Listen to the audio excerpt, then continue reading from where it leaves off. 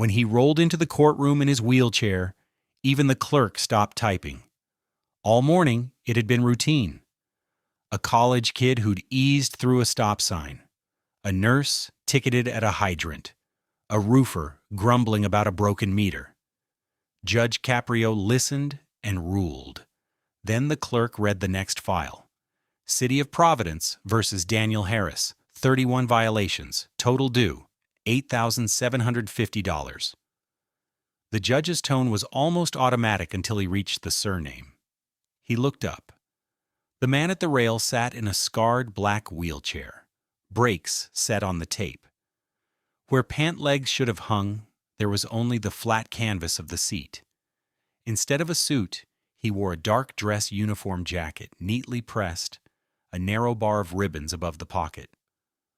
From the strap of the chair, a single bronze star hung in the flat courtroom light. From the benches, someone leaned toward a neighbor and whispered, "That's him? The vet they wrote about?" Then he disappeared. Disappeared. The word floated in the quiet room. Caprio let his eyes settle on the man's face. Deep lines, gray along the jaw, eyes that had seen too much. Across his lap lay a yellowed envelope, corners soft, his hands folded over it, as if it were the only thing he'd brought. He bent toward the microphone. "Good morning, sir. Are you Mr. Harris?" "Yes, Your Honor." The voice was low, steady. On the screen, the violations climbed as the clerk scrolled. Expired meter, no parking zone, overnight restriction, late fee on late fee. The figure at the bottom stayed the same, but it seemed to pull at the air. "Mr. Harris," Caprio said, "you're charged with multiple parking violations over about 18 months. Do you understand these charges?" Harris glanced at the monitor. "I do, Your Honor."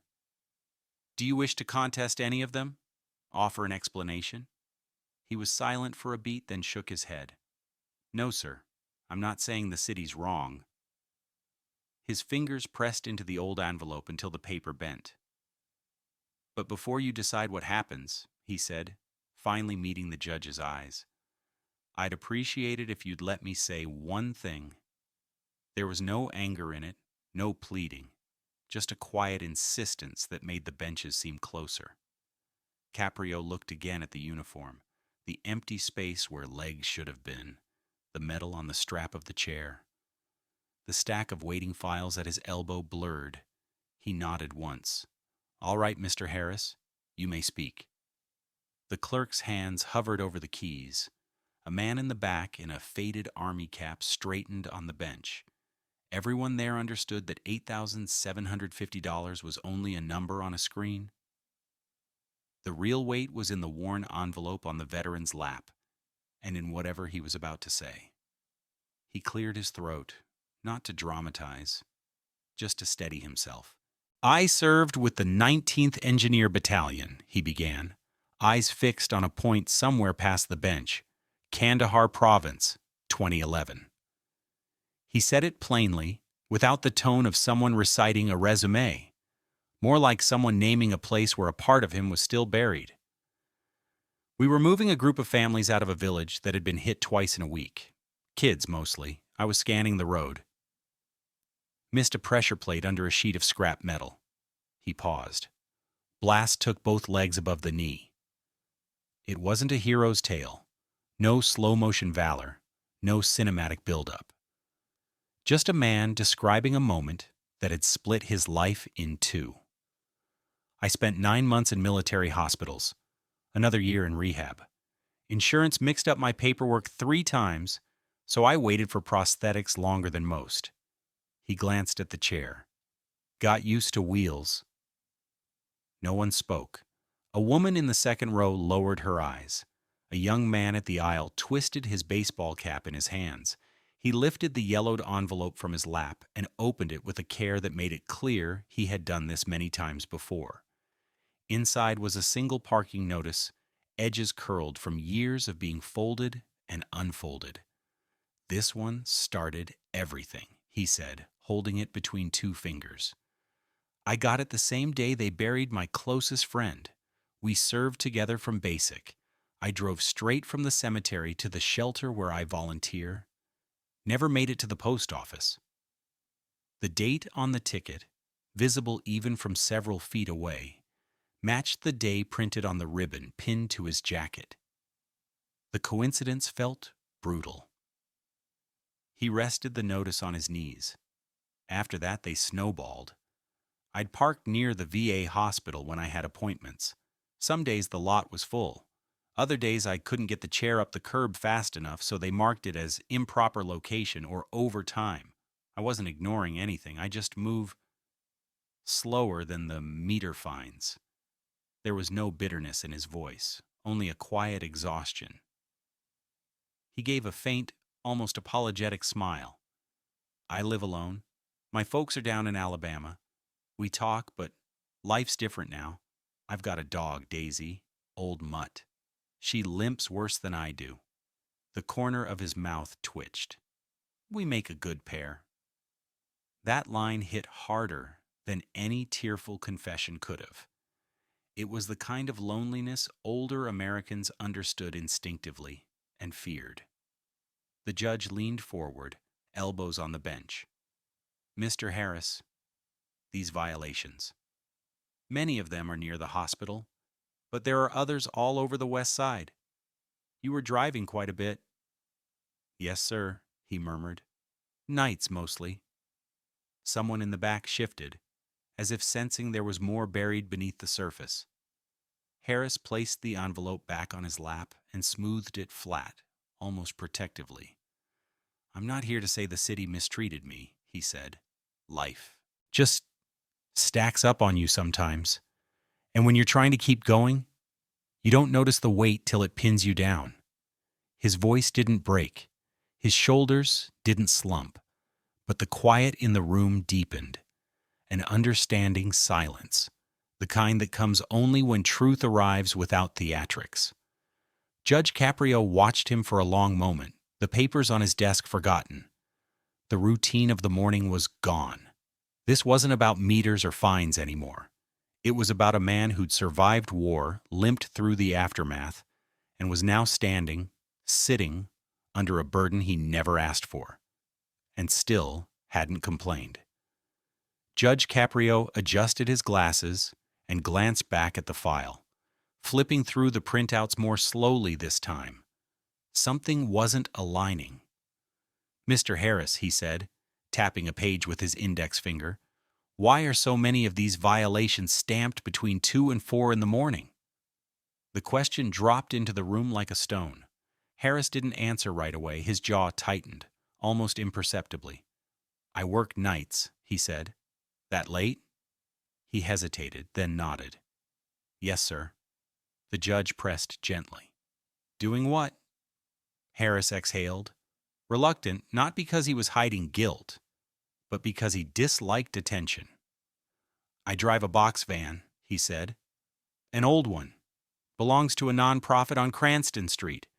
We deliver food kits to vets who can't leave their homes. Guys with spinal injuries or PTSD so bad they jump at the doorbell. You're paid for this? Caprio asked. No, sir. They cover gas. That's enough. A ripple went through the benches. Quiet, but unmistakable. The judge looked back at the violations. But several of these tickets, the vehicle listed isn't your van.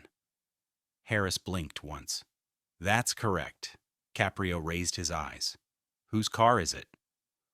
The veteran's fingers curled around the armrest of his chair. A small, controlled breath escaped him. A friend's, he said, yet you're accepting all the penalties. Why? He didn't respond. Not immediately. The kind of pause that revealed more than any speech. Someone in the gallery leaned forward, squinting at the photograph attached to one of the tickets. Wait, a man muttered, pointing at the projected image. I've seen that sedan. That belonged to the kid at the veterans shelter, the one who vanished last summer. The word vanished cut the air again, sharper this time. All eyes swung back to Harris. His shoulders lifted a fraction, then settled. Caprio asked quietly, "Is that true?" The veteran's voice dropped low. "I can't say more without breaking a promise." The judge's brows drew together, but not in anger, in concern. "A promise to whom?" Another silence. Longer. He looked at the envelope on his lap as if drawing steadiness from its worn edges. "That young man trusted me," he said finally. "I won't betray that trust unless I have no choice." The tension in the courtroom was now a living thing, coiled, waiting. Caprio leaned back, studying him. "Mr. Harris, you're being charged for violations on a vehicle registered to someone who is currently unaccounted for. If you know anything that may help him, or clarify your involvement, you need to say so." "I know," Harris said softly. "But I also know what happens when a vet disappears from a rehab center. The assumptions they make, the paperwork they file, the places they send you if you turn up confused or angry." His throat tightened around the last words. "I'm not hiding a crime, Your Honor. I'm honoring someone who asked me for time." A woman near the back whispered, "This isn't about tickets anymore." And nobody disagreed. Judge Caprio closed the folder. The sound was deliberate, gentle, but firm. "Mr. Harris," he said, "this court can only help you if you're completely truthful. If you're protecting someone who is in danger, keeping silent may do more harm than good." The veteran's eyes finally lifted. They were steady, but they carried something heavy, loyalty on the edge of fear. "I want to tell you everything," he said, "but I need your word that what I say stays here until we understand the situation." Caprio's gaze softened, but his reply was measured. "This is a court of law. I can't promise secrecy, but I can promise fairness." Harris nodded, accepting the boundary, but his grip on the armrest didn't ease. Outside, a siren wailed distantly through downtown Providence. Inside, the room held its breath. The story was no longer just about a man with fines. It was about a vow, a disappearance, and a truth that seemed dangerously close to breaking open. Judge Caprio folded his hands, elbows resting lightly on the bench. His tone remained calm, but there was a deeper current beneath it, something between insistence and compassion. "Mr. Harris," he said, "I can't make a fair ruling unless you help me understand what's really happening. If someone is at risk, silence won't protect him." The veteran's throat tightened. He glanced toward the gallery, as if checking whether the walls themselves were listening. "I'm not trying to obstruct anything, Your Honor," he said quietly. "I just owe him more than the system ever did." Caprio leaned forward. "Start with the car. Who does it belong to?" Harris's fingers tapped once against the envelope on his lap, then stilled. "A young vet named Tyler," he said. "He came into our shelter after a rough stretch. Panic attacks, insomnia, flashes from downrange. The usual things people pretend aren't real." A murmur fluttered through the courtroom, half sympathy, half dread. "He was doing better. For a while," Harris continued. "Then one night he left the rehab center after an argument with an intake supervisor. Walked out with nothing but his keys and a backpack." "And you found him?" the judge asked. Harris's jaw shifted. "Not right away, but yes." Caprio waited. Harris didn't go on.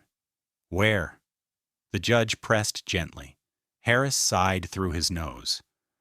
"A gas station off Elmwood. 2 a.m. He'd driven there and parked behind the dumpster so no one would see him." The gallery stilled. Even the court officer leaned closer. Judge Caprio asked, "Why were you there?" The answer came without embellishment. "I'd been looking for him." Before the judge could respond, the bailiff approached with a folder. Caprio opened it, scanning quickly, and his expression grew more serious. "Mr. Harris," he said, "an officer ran a check. Your friend is still listed as missing, and there's security footage from that same gas station. The report says you were seen getting into his car. Gasps rustled through the benches. Harris closed his eyes as though bracing for impact. It's true, he admitted. I got in because he asked me to. What happened inside that car? Caprio asked. The veteran swallowed. He wasn't himself. He was shaking so hard the steering wheel rattled. I tried to talk him down, tried to get him back to the center. He didn't want help from anyone official. Why not? Harris's voice lowered. Because he'd been flagged before. All it takes is one bad evaluation and they stick you in psychiatric hold for 72 hours. Sometimes more. He was terrified of that. The judge nodded slowly, absorbing the weight of it. And then, he said. Harris stared at a fixed point on the floor. He asked me not to tell anyone where he was. He said he just needed time to clear his head. I promised I'd watch over his things until he came back. But he didn't? No. The courtroom felt colder now, as if the truth had drawn a draft through the walls. Caprio's voice softened. Did he harm himself, Mr. Harris? No, he said immediately. At least, not physically. He opened the door and stepped out while we were still moving. I hit the brakes so hard the chair threw me forward. By the time I got my bearings, he was gone. The judge paused. You didn't call the police? The answer came, quiet but unwavering. If I had, he'd be labeled a threat. They treat you differently after that. He wasn't dangerous. He was drowning. There's a difference. The room fell into a heavy silence. Caprio studied the man before him. His steady hands, the disciplined way he held his posture, the years of service etched into every line of his face. Mr. Harris, he said, you're carrying more than your own burdens. The veteran looked up, eyes rimmed with a weariness beyond fatigue. I'm carrying his until he can pick them up himself. At that, the judge closed the file slowly, as though sealing away the superficial details to confront the deeper truth. The case on paper had been parking violations, but what stood in front of him now was the story of a man shielding another from falling through the cracks wide enough to swallow both of them whole. Judge Caprio let out a slow breath, the kind a man releases when he knows he's arrived at the heart of something fragile. Mr. Harris, he said gently, I need to understand what you're trying to protect. The veteran didn't answer at first. His hands, steady until now, trembled slightly on the armrests. The tension wasn't explosive. It was the quiet breaking of someone who had held the line for too long. He saved my life, Harris said finally, twice. The judge didn't move, didn't blink. The room tightened as every conversation, every rustle of paper died into stillness. The first time, Harris continued, was overseas. He pulled me behind a wall when mortars hit. I wouldn't be here without him. He swallowed, the next word scraped raw. The second time was here, after I came home, when I didn't see a way forward. No melodrama, just a plain truth that hit like a fist. A woman in the front row covered her mouth. Someone in the back whispered a prayer under their breath. And that night at the gas station, Harris said, each word measured, when I reached the car, he had a pistol in his hand. A ripple of shock moved like a wave through the gallery. I knocked it out before he could do anything. That's why the footage shows me bending down. I wasn't taking anything. I was trying to save him again. His voice quivered. He begged me not to involve the cops. Begged. I couldn't break him like that. The judge lowered his gaze, absorbing every syllable. This wasn't defiance. It was loyalty carved into bone. I pay the fines, Harris said softly, because it's the only way I can do right by him while he's gone. He'd have done the same for me, probably better. A long pause followed, thick, heavy, human. Judge Caprio straightened slowly, not out of authority, but out of respect. "Mr. Harris," he said, voice low, "I need to ask something difficult. Do you believe your friend is still alive?" Harris looked down at his lap, where the envelope rested like a small, worn weight. "I do," he said, "because someone keeps leaving care packages at the shelter door. Things only he would choose. Protein bars he liked, socks from the VA giveaway he hoarded for everyone else, little notes taped to them. No name, no handwriting I can trace. But it's him. I know it." The judge pressed his fingertips together, thinking. Then, deliberately, he closed the stack of citations in front of him. "Mr. Harris," he said quietly, "you've carried burdens no one should bear alone." The veteran tried to steady his breathing. "And I can't punish a man for compassion," the judge continued. "The law exists to guide us, not to crush people who have lived honorably." Someone in the benches wiped their eyes. Another whispered, "Amen." Caprio reached for the microphone. "In light of your service, your circumstances, and your role in trying to keep another veteran alive, I'm dismissing the entire balance." A gasp moved through the room like wind, but the judge wasn't finished. "There is one condition," he said, voice firm but warm. "You bring that young man to this courtroom, not in cuffs, not as a defendant, as someone who deserves help, not judgment." Harris blinked, stunned. "I don't know where he is," he managed. Caprio shook his head softly. "No, Mr. Harris. But he knows where you are, and something tells me he's listening." A murmur of emotion rippled through the room again. No applause this time, only reverent silence. The veteran's shoulders dipped, not in defeat, but in release. A weight had been eased, not erased. The judge leaned back, voice low enough that it felt private despite the crowd. "Go find him," he said, "and let us do our part." It wasn't a command, it was an invitation to hope. And for the first time since he'd rolled into the courtroom, Harris allowed himself to breathe. The gallery emptied slowly, as if people were reluctant to let the moment end. Harris adjusted the brake on his wheelchair and began to roll toward the double doors, keeping his head low to avoid the cameras gathering in the corridor. But the applause waiting outside rose the moment he appeared. Reporters leaned in, microphones raised, but he shook his head and kept moving. He wasn't built for spotlights. He had come for judgment, not applause.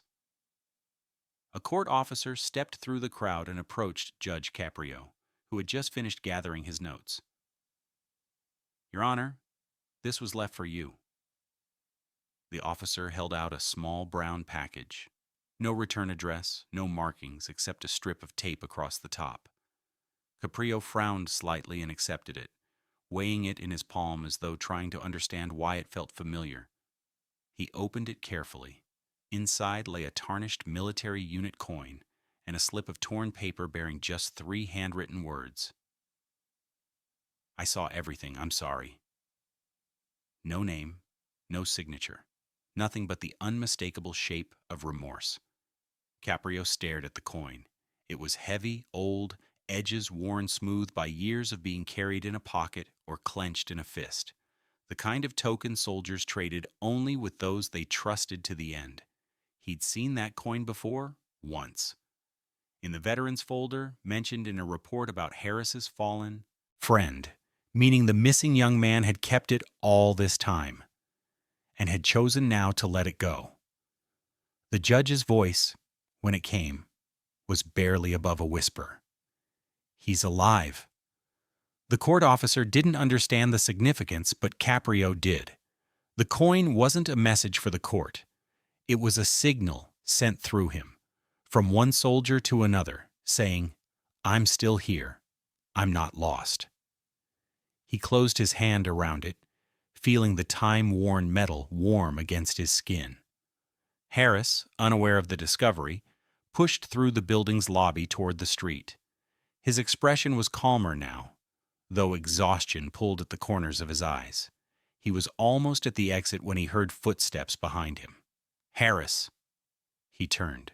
Judge Caprio stood there, not on the bench, not behind a robe, but beside him, at eye level. Without a word, the judge placed the coin in his hand. The veteran froze. His mouth opened, then closed again as the truth dawned in a wave strong enough to bring moisture to his eyes. "He's alive," Caprio said softly. And he reached out. Harris looked down at the coin, holding it as though it might vanish if he blinked. The metal glinted faintly, reflecting the overhead lights like a signal flare. "I knew he wasn't gone," he whispered. "I knew it." "You were right," the judge replied. He rested a steady hand on the veteran's shoulder. "And now, he needs you to find him." For a long moment, neither of them moved. The crowd outside was still buzzing, unaware of the quiet revelation happening a few feet away. Finally, Harris nodded, slow, deliberate, resolute. "I'll bring him in," he said, "the way you asked, not as a case, as a man who deserves another chance." Caprio's reply was gentle but firm. "You won't be doing it alone." The veteran blinked, surprised. "We'll find him together," the judge added. "Whatever it takes." Outside, the wind rattled the glass doors, carrying with it the sounds of Providence, cars, voices, the low hum of a city going on with its life. But inside, everything had narrowed to a single, steady purpose. Harris wheeled toward the exit with the coin clenched tightly in his hand. The judge walked beside him, matching his pace step for quiet step. And the last line, unspoken yet felt, hung over the moment like a promise. "Where the law ends, compassion must begin.